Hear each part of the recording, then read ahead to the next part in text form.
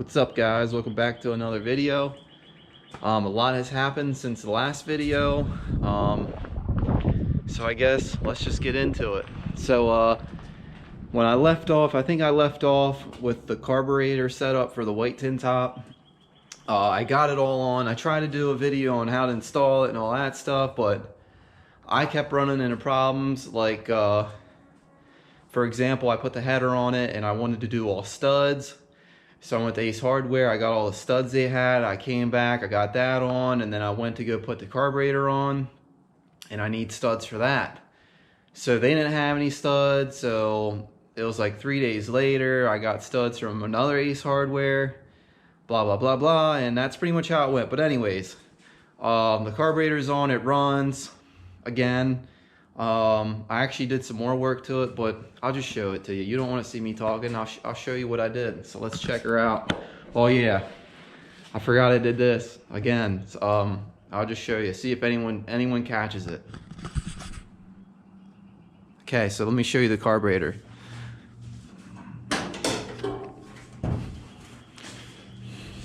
Okay, so I got the carburetor on it. I know it's probably dark in here, so I'm gonna get the flashlight out. Okay, so I got the carb on. The problem I ran into with it, let's see if I can get this thing to stick. Okay, so the problem I ran into it, I put this spacer on, which is here. So I put this spacer on, so then it clears all like the factory stuff underneath this intake tube. I'm gonna call it an intake tube. I don't know the proper term, but there's like a bunch of stuff underneath this intake tube that I had to cut off, and I think there was a vacuum line under here too. I hacked that off and I welded it all shut. But anyways, I put this on. Well, you're supposed to put this on so then you clear all that stuff and you don't have to cut all that stuff off. Well, when I put this spacer on, it was hitting my hood. I don't know if it's because this motor is a 168 valve, and also I did build my own motor mounts for it, so the motor could be higher than other like motor mounts, because when I put this motor in, it was all stock, so I had to clear the suspension, so I moved the motor up as high as I could. So that's also a reason it probably hit the hood. But anyways, I did have to make a spacer, which I think I made it out a 1/4 inch. I just cut a 1/4 inch spacer out on my table. Don't want to lose that. So I just welded it on the bottom of it. I hope you can see that, because yeah. So I welded that on the bottom of it, and as you can see, I shaved all the holes. It looks like shit here. Got to redo that, but so that's that. I ran the electric fuel pump wire just to hook it to the battery, just so I can get it running. I didn't hook it up to the ignition wire yet, but I got it all ran. I ran all this stuff, so it makes it look nicer instead of just the wire there. So I got that and done. What else did I do to it? But anyways, I tore all the floor out. Not the floor, but let me get the light. I tore all the shit. What do you want to call that? I forget what's called. It's like, I don't know. But I ripped all that out. As you can see, it was a little surface rust, so I did spray some primer on it. For the time being, I'm planning on scuffing it all up and then probably doing like Raptor liner, because yeah. So I did that side and I did under the seats. I still didn't get the seats mounted. I haven't had time to do that. There was something else I did to it. Oh yeah, the rear bumper. I got the rear bumper back on it. So yeah, the rear bumper's on it. I started to work on the lights, the light fixtures. Let's see if I can get this thing to stick somewhere. So I mean, this is just out of like 18 gauge, just to see if it would fit. So I want to try to use the factory lights. So I got to get another piece out of 1/8 inch, and I'm thinking I'm going to go in the back, so the light sticks back further, so if you back into a tree, it doesn't hit it. And then I also added that, the hitch receiver. I'm not sure if I probably want to do another gusset, maybe on the top of so then I can tie that all together. So I mean, that's pretty much what I did so far to this tin top. I also picked up some of these awesome shelves, which, I mean, I might as well tell you, Okay, so I bought these shelves. As you can see, I have my chassis on top of it. But the shelves, originally I bought off the guy, they're 12 feet long. I measured this garage before I picked them up, and the inside diameter of this garage is like 12.6. Well, here I went to set one up, and my dumbass, the inside dimension to there is 12 feet. So dude, it's like 2 inches too big from fitting. So I ended up messaging the guy. Like, I didn't care. I mean, it was my own stupidity. But he's like, hey man, he's like, I might be able to get the 8-foot sections off the guy that I got them from. So he ended up giving me all these 8-foot sections. So dude, it really helped me out. I at least got one up. I think I got like 4 more. So yeah, it fits. My chassis fits up there perfectly. And then he got all these grates too, so you can put them in between the shelves, which is pretty awesome. So yeah, I had a guy give me a deposit for that, just the chassis. I hate to sell it, but dude, it's something that, I don't know, I'm never gonna have time to finish it anytime soon, so I might as well just get rid of it and put the money in my pocket and try to use that money to make money and try to get my own shop. So that was one of the updates on the tin top. Damn, we're already at 7 minutes. Okay, so let me show you some other stuff that I picked up. So let's get up to my other garage and we'll check that out. Okay, so I went on a little spree of buying stuff because I finally got myself a tow rig. So ever since I got that, dude, I've been scouring the marketplace and keep finding all these deals, and like, if you find them, you gotta go get them. So anyways, yeah, I picked up, I think it's an 04 Chevy Tracker, which it's already gone. I already scrapped it, but I did pull like the motor out of it, which 2.0 liter. I got the whole wiring harness, the computer. I got the axle here. I pulled a bunch of parts off of it and I posted them all on eBay right now. Just gonna try to recoup the money I paid for it, so then I can have like a free 2.0 liter. So whatever I want to put that in. So I got that now, and then I also picked this one up probably like 2 weeks ago. I think it's about been 2 weeks ago. 93, or it's a 91 or a 93, between there. 1.68 valve. I already sold the motor out of it. The head was messed up on number 4 cylinder. The spark plug was all like, it was all messed up. They tried a helicoil or something like that in it, and they messed that up, and it was junk. So I said, screw it, just get rid of it. Try to recoup my money for what I paid for it. Because all I really wanted, I mean, technically the only reason why I bought this was, well, the wiring harness, to be able to make money on that. The rear diff in it, which I didn't pull the rear axle yet. What else did I? Yeah, I pulled the whole front suspension. I don't know if that stuff's worth money. It's all in good shape. Like, that's the crappy thing about this. Like, it's actually in pretty good shape rust-wise. So it's kind of why it's going to suck to... I mean, I'm supposedly have this guy coming this weekend to buy it as just the shell and the frame, because I really don't want to scrap it because it's not in that horrible of a shape. But dude, I just don't have room for it, and you're going to see why I don't have room for it here shortly. But that's one I picked up. I also picked this up, which this one's a 94. So this one has the 16 valve in it. And dude, this thing is, dude, you just saw this thing before I washed it. It was in real dirty. Like the interior, I didn't do anything with that yet because I'm just gonna rip it apart. But, so yeah, I got this one too. Probably same thing when I do with this one. Pull the wiring harness out, the engine, the diffs, the steering box. Whatever else I could use and make money on. The taillights, they don't look, yeah, the taillights look in pretty good shape. The rear tailgate. I also have some other guy that messaged me and said he wants to come get the tailgate, the hood, the door panels, the seats. There's something else he wanted, the bumpers. But hopefully that goes through, because if he buys that stuff, then I'm breaking even right there. So then I got all these other drivetrain parts for free. So yeah, I got that. So that's number, what, we're at 3 I got now. 3, I bought 3 trackers. down to 2. And then I got some other stuff too. So let's check this stuff out. So here's some other stuff I bought. I actually just picked a Samurai up today.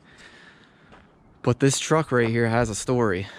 I mean, there's a reason why I bought this truck. I wanted it for the motor. But I feel like I should come back to this and show you it after I show you why I bought this. So I'll come back to it. But anyways, here's a Samurai I picked up. I actually sprayed some brake cleaner in the carburetor just to see if it would fire. And it does fire. It sounds like it has a rod knock. So I don't know what I'm going to do with this thing. Probably just rip it apart and part it out because it doesn't have a title. It's pretty rusty.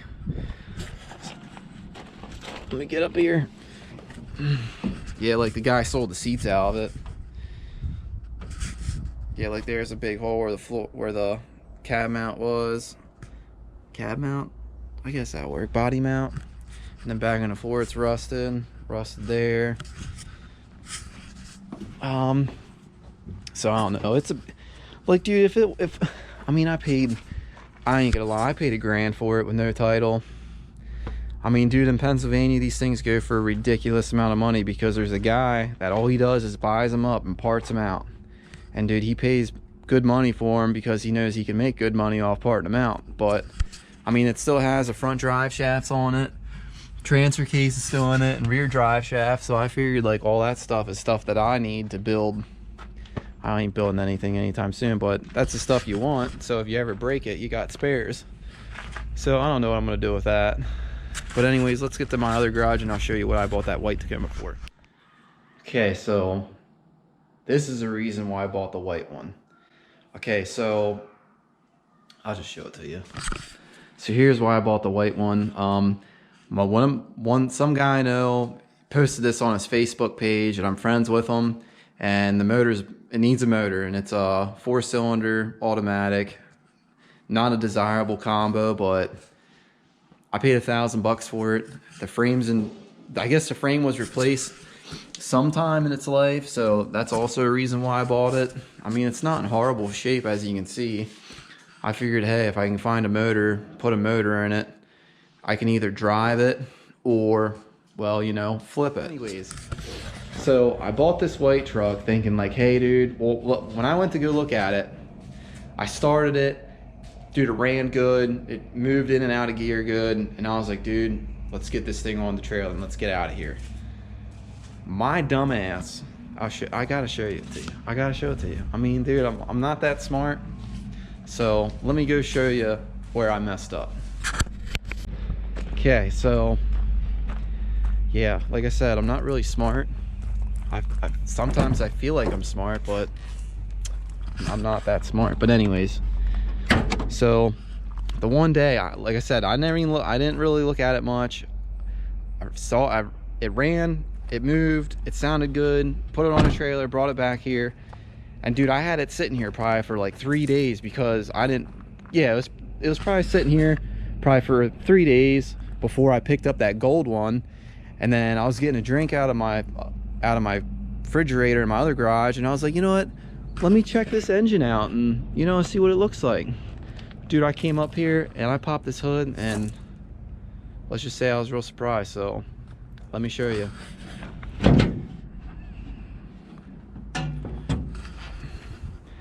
So yeah, I don't know if any of you guys know about Toyotas, but that's definitely not a 4-cylinder, that's a V6.